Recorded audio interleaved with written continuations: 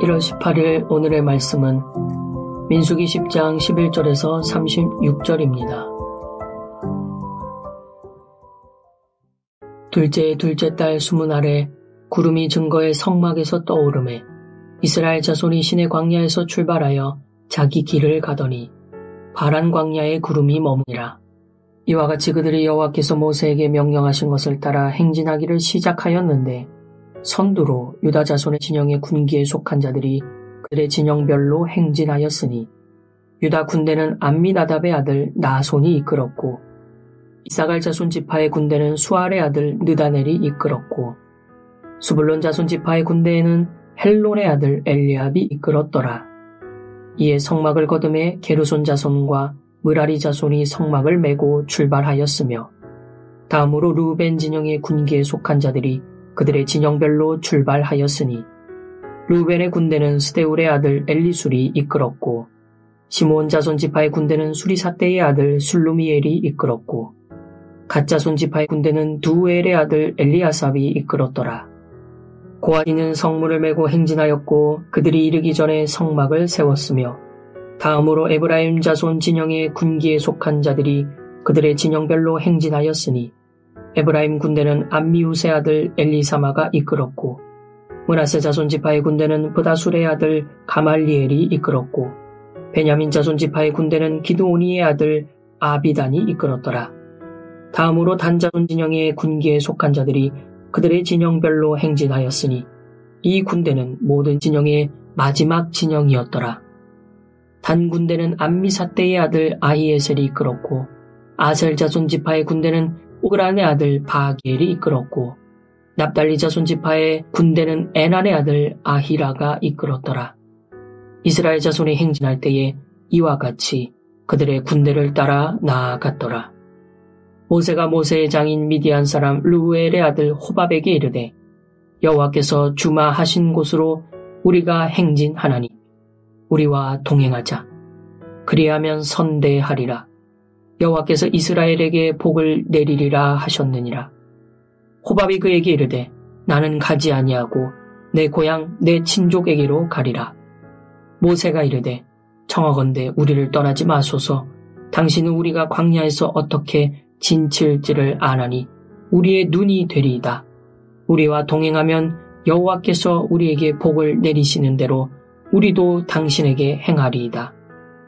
그들이 여호와의 산에서 떠나 3일 길을 갈 때에 여호와의 언약궤가 그 3일 길에 앞서가며 그들의 쉴 곳을 찾았고 그들이 진영을 떠날 때에 낮에는 여호와의 구름이 그 위에 덮였었더라. 궤가 떠날 때에는 모세가 말하되 여호와여 일어나사 주의 대적들을 흩으시고 주를 미워하는 자가 주 앞에서 도망하게 하소서 하였고 궤가 쉴 때에는 말하되 여호와여 이스라엘 종족들에게로 돌아오소서 하였더라. 안녕하세요. 민수기 10장 11절부터 36절을 함께 묵상하겠습니다. 이스라엘 백성이 드디어 출발합니다. 그동안 이스라엘 사람들은 떠날 준비를 열심히 했습니다. 민수기 1장부터 10장 10절까지는 준비 과정을 보여줍니다. 그들은 떠날 차비를 철저히 했습니다. 더욱이 그들이 스스로 알아서 떠날 준비를 한 것이 아닙니다. 하나님께서 일러주신 대로 그들은 하나씩 준비를 합니다. 오늘 묵상 본문 13절을 보면 하나님께서 모세에게 명령하신 대로 행진하기 시작했음을 말합니다. 준비를 잘했으니 끝까지 완주를 잘하면 좋겠습니다.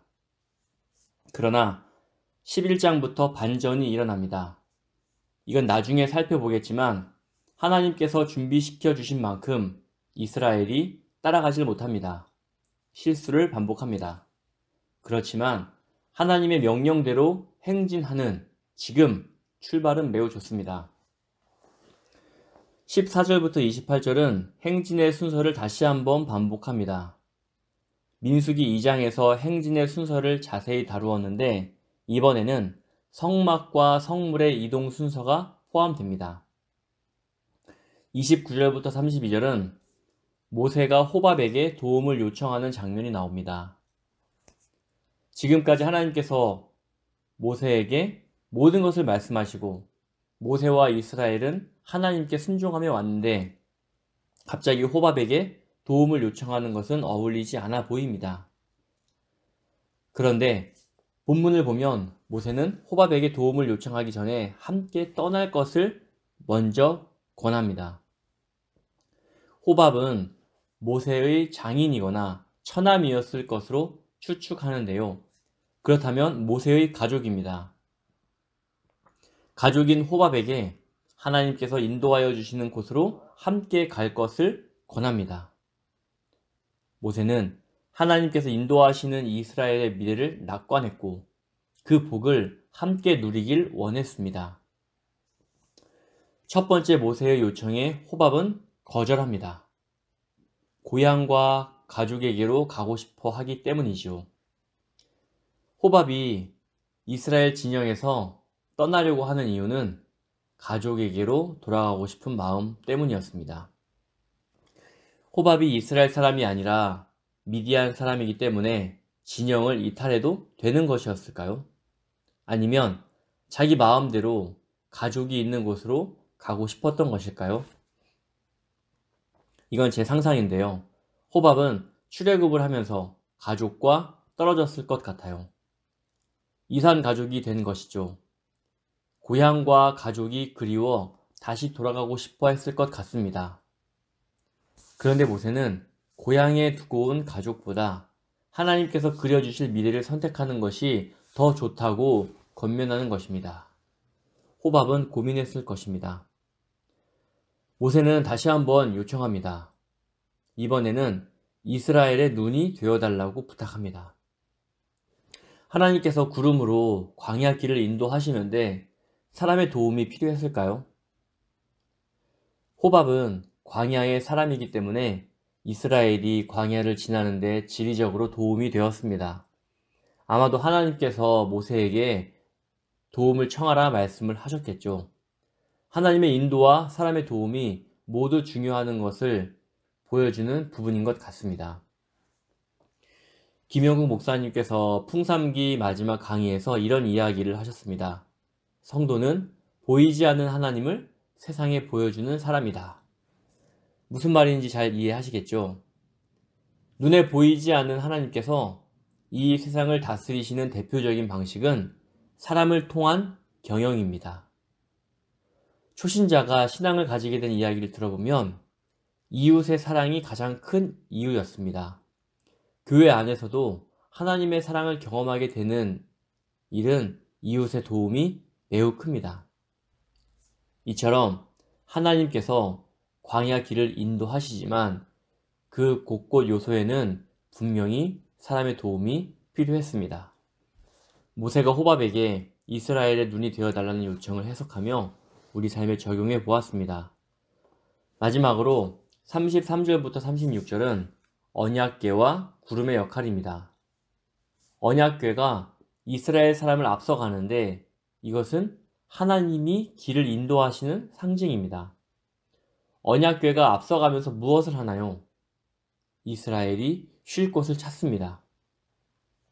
언약궤를 맨 사람들이 이스라엘이 쉴 곳을 찾고 거기에 머물면 사람들도 그곳에 도착하는 대로 장막을 치고 쉬었을 것입니다. 이처럼 하나님은 이스라엘을 쉼으로 인도하시는 분입니다. 이스라엘의 행진을 보면 언약궤는 맨 앞이 아닙니다.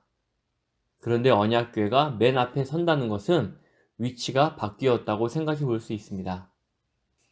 언약궤가 맨 앞에 있다는 건 제일 먼저 공격을 당할 수 있다는 이야기입니다.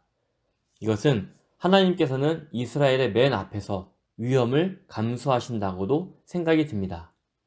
하나님은 그의 백성을 보호하시기 위해 위험을 감수하시며 앞서시는 분이십니다. 오늘 본문을 정리하겠습니다.